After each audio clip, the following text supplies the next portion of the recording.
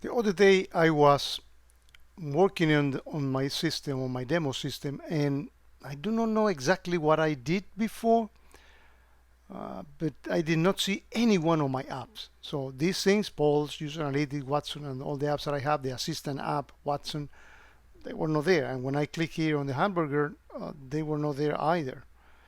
So I contacted my friend Leopoldo Aguirre, Polo, which I have done videos with before.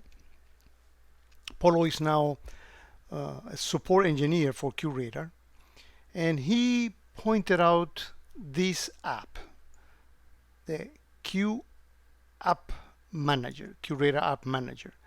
So when you invoke that app, I'm going to scroll back up a bit. Notice that it tells you all the apps with the app ID, and it tells you whether the apps are running or not. I think that mines were saying something here, an error or stop, something like that. They were not running.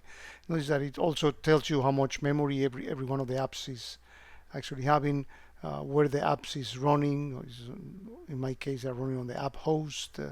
So some good information. But the important thing is that he advised me to start the app to make sure that I knew I was scrolling up and down to look at every one of the IDs and say start the app.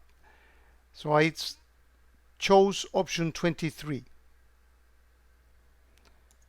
And when I did that, this was something that was a little bit confusing. He said, well, you need a token for this, right? Because you are starting an app. So in reality, you can use any token. It's kind of a borrowing a token so to get the apps started. And I look at the documentation for the app, and I found these. Let me actually find the documentation.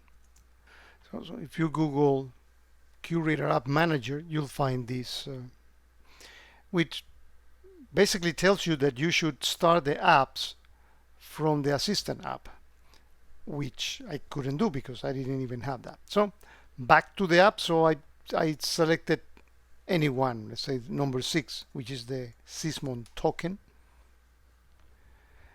And then it was just a matter of saying, for example, if it's a DNS analyzer, take the app ID 3253 and selected that, and that got the application started. Once I did that with all the apps, I rebooted the system. I've been working with this system several times, and that problem did not show up. So I did not have no clue what is it that I did, honestly.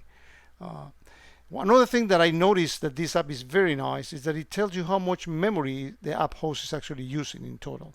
So this number is pretty much the sum of this memory of every one of the apps, right? Give or take a little bit more or less. So again, if you ever lose sight of your apps, perhaps this app can actually help you bring one or all of them up. If it's just one, it is much better to go to the Assistant app and start it from there. But if you don't even have the Assistant app and you want to bring them up, this, again, a short tip, share with you in case that you lose sight of your apps.